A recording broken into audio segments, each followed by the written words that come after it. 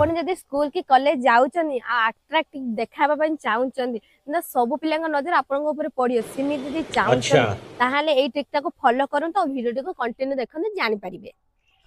तो प्रथमे आमे गुटे अट्रैक्टिव बैग नबा। तो ए बैग टे आपन को बाजार रे सुलभ दर रे मिली जिवो आ एटा आपन को घर अवेलेबल थिबो। तो आपन एकुटिके हल्का से हाथ गळै देकी फुंकी देबे तो एटा फुली जिवो। तो तापर आपनकर बही माने बही खाता आनी के आदर साइड करके पुरै देबे।